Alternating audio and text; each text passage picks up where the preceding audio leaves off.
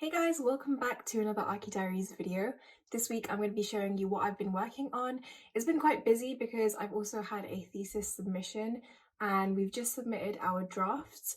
So hopefully thesis will be finished in a month or so, but I've been busy working on that and I've been slowly kind of chipping away at some drawings for design, which is quite exciting because I feel like it's a new medium and I've not really kind of like thrown myself in the deep end in terms of drawing. So I'm really excited to see where it goes and let's get started. So this week I kind of looked at, I guess, doing a bit more of what I was doing last week. So if you watch last week's video, you'll see that I've started to kind of draw these components and basically just map out a master plan for this carpet. And so I've been looking at various machinery. These are transatlantic cable machines.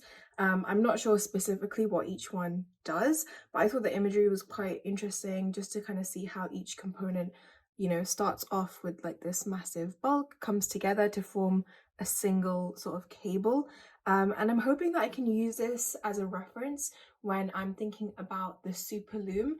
And this is an idea that we discussed last week where it'd be nice if there were a couple of drawings just looking at how this carpet gets created. And of course, carpets are generally made on a loom. And going along with the narrative of this carpet is a flying carpet. It has anti-magnetic properties. There's a whole kind of like process behind it. And so I think it would be nice to do a drawing or some kind of representation. And so these kind of like give into that sort of architecture and style it might be. This is a drawing that I did of one of the crosses. So if I just quickly show you this drawing, you see that I've got a number of crosses and sort of minuses dotted around the drawing, and these were initially just kind of like graphical notations, so they didn't really mean anything.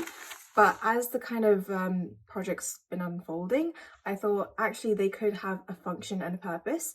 And so I've kind of like really zoomed into one and basically crafted a narrative and story behind it. So this is a repair and maintenance hub for one of the components of the threads.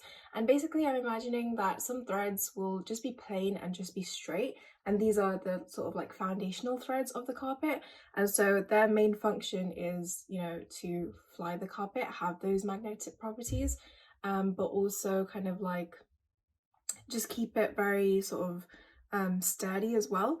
And this is kind of like a hub where you can, I guess, take a chunk of the carpet thread and bring it through almost like a car wash in a sense, and then it gets kind of like clipped on from the sides, and then you kind of have this process of like re-dyeing or I guess repairing in any way or whatever it is.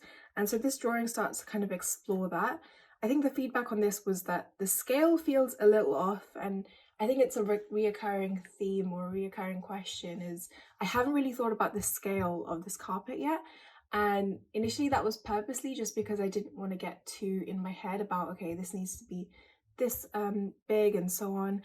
But I think this is like a good point to start thinking about, especially with the next iteration of this drawing, because I've already started to kind of like mark out, if these are walls and these are windows, then this thread would be about, half a meter wide or so. And so that's quite big, and I need to kind of like find out what really works. And it generally just feels a bit cartoonish or illustrated. I think maybe the texture's not quite there yet. So, I mean, I like the drawing so far, but I think the second iteration will be much better. So this is another one of the component drawings that I've been working on. And actually it's kind of, I don't know, it's kind of better than the last one, but also not, because I feel like it hasn't actually got that much detail to it. But I quite like that. It's supposed to be at the center of the carpet, and at the center of the carpet you have the heart of the carpet. And so I based this on the component that I designed, I guess, last month, which was the gardener's greenhouse. And the whole idea was that it kind of like creates this space which has the perfect conditions, which a greenhouse usually does. But in doing so, it's kind of like building upon all these building services and heating and ventilating machinery. And so I've tried to kind of like include those kind of components here and there. I've also tried a bit more of like collaging certain imagery. So this is kind of like a desert background, bringing in elements from the previous collages that I've done.